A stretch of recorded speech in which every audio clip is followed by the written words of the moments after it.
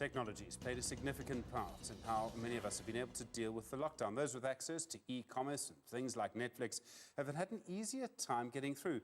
Imagine lockdown 20 years ago with a Nokia 3210, a dial-up modem, and only 3 TV channels. At least your phone's battery would have lasted for a week. Technology has certainly helped us get through lockdown. The futurist Graeme Codrington's been looking at what technologies we might use to get out of the lockdown.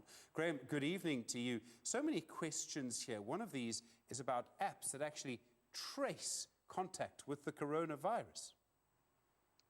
Well, Stephen, you know, that's how South Korea basically dealt with COVID initially. It's called track and trace, and basically your phone knows where you are. You know, it has the geolocation technology built into it, and it does, in fact, whether it's an Android or an iPhone or any of the others, it basically knows where you are, tracks that information. It doesn't share it with anybody unless you give that permission. And in South Korea, the government basically required citizens to share that information. And then what they would do is, using the technology of the cloud, they would basically make sure that if anybody was found to have COVID-19, that they then tracked back and looked at all the other millions of cell phone users and worked out who these positive cases had actually been in contact with for 15 minutes or more, contacted those people and asked them to get a test. So a complicated story, but basically it worked in South Korea. Other countries now have kind of moved in the same direction. So a few weeks ago, Australia announced that they were releasing an app called COVID Safe. And initially, nobody downloaded it. Then the Australian government came back and said, we need at least 6 million people to download this app before we can start easing lockdown. And I think they had about 9 million downloads within the next 24 hours. As soon as people have an incentive to use some of this technology and to realize that it's worth sharing my data, then it looks as if people get on board.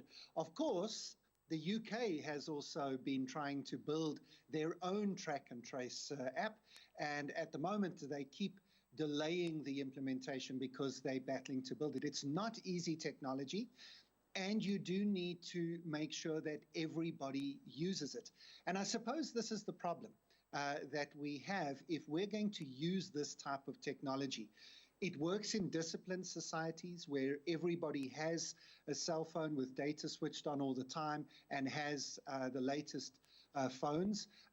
It works in societies where people are more trusting of their government, and it works in societies where people are more trusting of big data companies to release their data.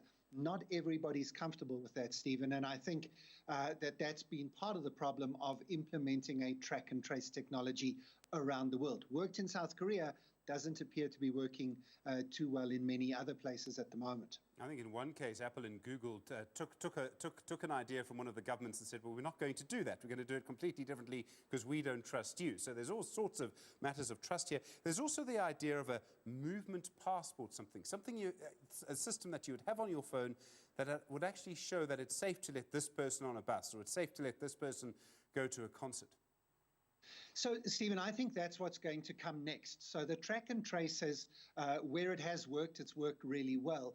I think what we're going to start to see next in the next few months is that as people want to get out into crowded spaces, you know, now it's okay, we know we can ease out into the economy, but, you know, if we all want to go to live events at the same time and we want to go to a concert again, we want to pack into our favorite restaurant, we want to go to conferences, hotels, wouldn't it be wonderful to have a piece of technology that could verify if you had immunity?